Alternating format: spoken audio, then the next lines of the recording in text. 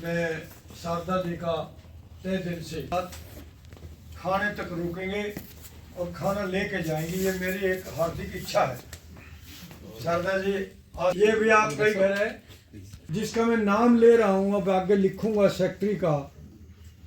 ये जो 82 आदमी हमने इकट्ठे किए हैं और जाने में जो ये निम्नलिखित नाम है, जैसे doctor Dalbir, doctor Sharda, doctor Nirmal बहुत काम कर, जो 82 की लिस्ट पूरी हुई है वो इस प्रकार हुई है।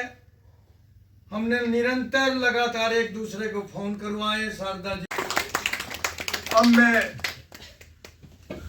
क्योंकि ट्रेजरर इसके बाद आएगा, एक ज्वाइंट सेक्रेटरी चाहता हूं मैं, उसका नाम और कोई प्रपोज करे प्लीज, ताकि मुझे आसानी रहे।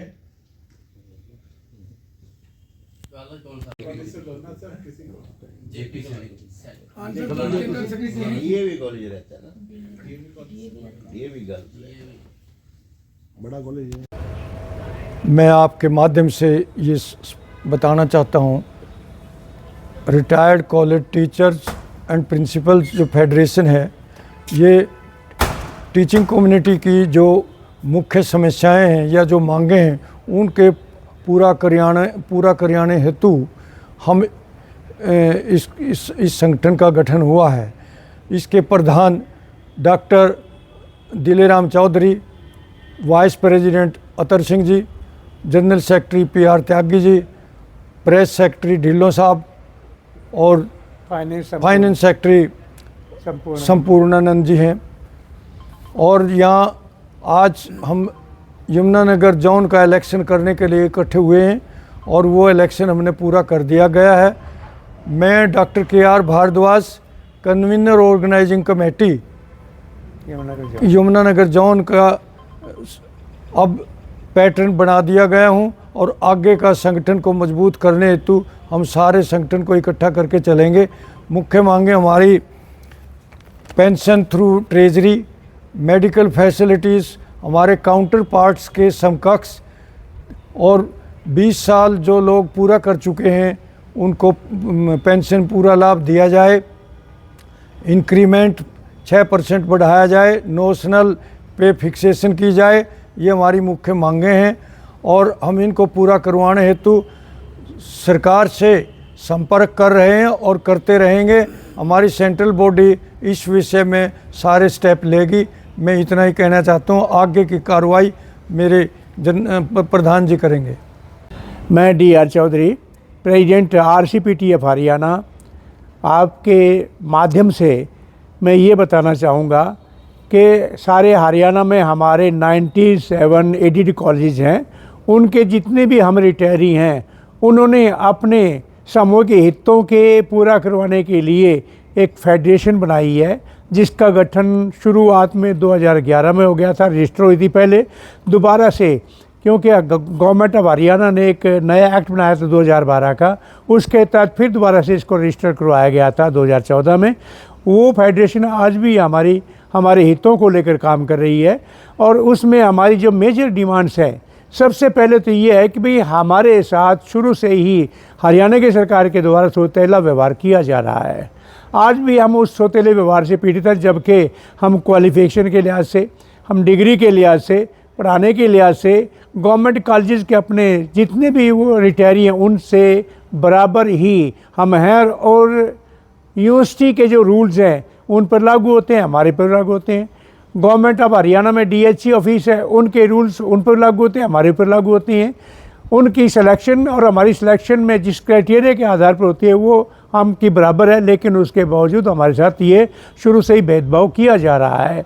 हम ये चाहते हैं सरकार से कि हमें जितने भी रिटायरी हैं, आज हम इस 80 साल से ऊपर के हम 20% हो चुके हैं, 70 से 80 के बीच में हम 30% हो चुके हैं।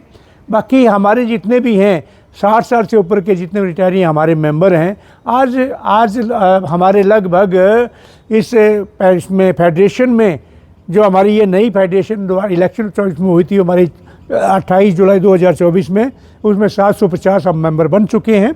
आगे भी हमारा ये प्रयास है।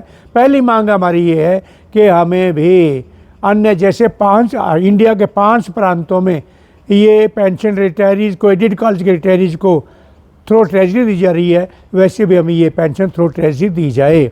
दूसरी हमारी मुख्य डिमांड है कि हमें भी हरियाणा के गवर्नमेंट कॉलेज से रिटायरी भाई लोगों को जो मेडिकल सुविधाएं मिलती हैं उसी पैटर्न पर हमें सुविधाएं ये दी जाएं। तीसरा हमारा मेजर डिमांड ये है कि हरियाणा के सरकारी कर्मचारियों और गवर्नमेंट कॉलेज से रिटायरी लोगों को 80 साल की उम्र के बाद उन्हें उनकी पेंशन में 20% की बढ़ोतरी हो जाती है। हमारी ये बढ़ोतरी नहीं होती। हम सरकार से मांग करते हैं कि ये भेदभाव दूर करते हुए हमें भी उसी पैटर्न पे 20% हमारी पेंशन में बढ़ोतरी की जाए। फिर अब गवर्नमेंट अब हरियाणा के जितने रिटायरी हैं 20 साल की रेगुलर सर्विस कर लेने के बाद वो पेंशन के पूरी पेंशन के हकदार बन जाते हैं, लेकिन हमारे साथ यहाँ भी भेदभाव किया गया। हमें 20 साल की रेगुलर सर्विस के बाद पेंशन नहीं दी जाती। ये हम बार बार सरकार के सामने मांग रखते आए हैं, लेकिन अभी इस मांग पे हमारा कोई सरकार ध्यान नहीं देती। इसलिए हमें विवश होकर कोर्टों का सहारा लेना पड़ता है, जबकि हम नहीं चाहते ये हमें ऐसा काम करे कोई, क्योंकि हम चाहते हैं नेगोशिएशन से, हम चाहते हैं ये भेदभाव दूर हो। आर्टिकल 14 और 16 के अनुसार जो हमें ये हमारे संविधान में दे रखी है बराबरी का हक में, वो भी हमें मिले। उसके बाद फिर हमारी क्या है कि जो हमारे रिटायरी हैं उन्हें जो 10 साल की एवरेज के हिसाब से पेंशन फिक्स की गई है, वो हमारे साथ अन्याय है। हम ये चाहते हैं कि जो जैसे गवर्नमेंट कॉलेज से रिटायरी हैं उन्हें भी जो पेंशन सिर्फ लास्ट जो हमारी सैलरी उसका बेसिक का 50% के हिसाब से पेंशन फिक्स होती है, हमें वैसे ही ये पेंशन फिक्स करके दी जाए। और लास्ट में हमारे सिर्फ सारे हरियाणा में जितने भी एडिड कॉलेज के हैं हमारे रिटायरी हैं, 6 ऐसे हमारे अभागे परिवार हैं जिनके बच्चे अपंग हैं, सिर्फ 6 केसेस हैं। हम बार बार सरकार के सामने ये मांग रखते आए हैं कि उन्हें भी गवर्नमेंट कॉलेज से रिटायरी जो अपंग बच्चे हैं उनके अनुसार जो सुविधा मिलती है वो सुविधा हमें दे दी जाए। ये आपका बहुत बहुत धन्यवाद होगा। सरकार से हमारी ये पुरजोर अनुरोध है।